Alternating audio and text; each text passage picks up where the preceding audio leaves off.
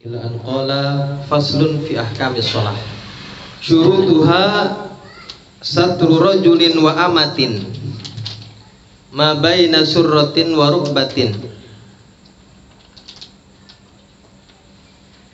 Yang pertama, syarat-syarat salat adalah satru rajulin wa imra'atin, laki-laki satru rajulin wa amatin, laki-laki dan amat, budak perempuan, wajib menutupi ma baina surratin wa rukbatin. Jadi ini auratnya laki-laki dan hamba sahaya perempuan dalam sholat adalah ma baina surrah wa rukbah, antara pusar dan lutut. Tentu yang kita bicarakan ini adalah mazhab Imam Syafi'i, ya, mazhab Syafi'i. Jadi laki-laki dan amat dalam sholat itu auratnya sama, antara pusar dan lutut. Ya, kalau dalam bahasa kitab Safina itu, kalau laki-laki auratul rajuli ma baina surrati wa rukbati mutlaqan. Makna mutlak di sini sebetulnya kalau laki-laki yang disepakati dalam mazhab kita adalah ma baina surrah wa rukbah ini baik fi shalah atau fi khariji shalah, baik di dalam sholat ataupun di luar sholat, aurat laki-laki antara pusar dan lutut. Walaupun ada pendapat yang lain yang mengatakan katanya aurat laki-laki itu ma baina sawatai, yang penting menutupi kubul dan duburnya saja. Ya, tapi dalam mazhab kita yang disepakatinya adalah, atau yang mu'tamadnya, pendapat yang kuatnya adalah ma baina surratin wa rukbatin, antara pusar dan lutut. Assalamualaikum teman-teman, berjumpa lagi dengan saya di sini di channel Bang Mo.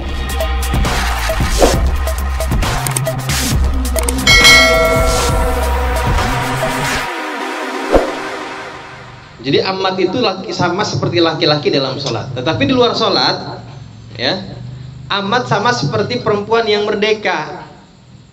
Jadi misalnya di depan ajnabiyah, di depan laki-laki yang bukan mahramnya, ya jami'ul badan, ya, jamil badan. Kemudian di depan yang sesama perempuan, kemudian di depan mahramnya ya ma baina surrah wa rukbah, sama itu. Wa hurratin ghairu wajhin wa kaffin, sedangkan perempuan yang merdeka wajib menutupi seluruh badannya kecuali wajah dan telapak tangan. Nah, jadi kalau perempuan yang hamba sahaya tadi ma baina surrah wa rukbah dalam sholat, sedangkan perempuan yang merdeka itu ma'adal wajhi wal kaffain, selain wajah dan telapak tangan. Selain wajah dan telapak tangan. Perempuan yang merdeka. Minal a'la, dilihat dari bagian atas, wal jawanib, dan bagian samping-samping. Jadi aurat ini disebut terbuka atau tidak terbuka dilihat dari atas dan samping. Kalau dilihat dari bawah, maka tidak atau bukan merupakan aurat. Misalnya nih, kita kalau pakai kain kan lihat dari bawah mah kelihatan, apalagi cuma pakai celana dalam doang, ya kan? Kalau lihat dari bawah mah kelihatan. Pakai celana juga kelihatan. Ya. Kalau dari bawah, nah itu bukan aurat. Artinya termasuk berarti aurat kita tertutup. Nah, disebut terbuka itu kalau kelihatan dari atas atau dari samping. Kalau dari atas nih pakai baju longgar, blong ke bawah pakai gamis, memang dasar blongsongan begitu. Dan lihat dari atas kelihatan, itu aurat. Berarti aurat kita terbuka. Makanya hati-hati kalau kita sholat menggunakan pakaian yang rada lebar ininya nih, kerahnya. Ya, yang rada lebar kerahnya. Biasanya kalau kaos yang sudah rada, iya gitu, yang udah apa namanya, melar ya kerahnya, yang sudah ada melar kerahnya. Begitu ruku kan ini kelihatan nih, dia suka. Nah, ini nggak boleh, karena ini berarti aurat kita tidak tertutup. Karena pasti bagian pusar nih kelihatan.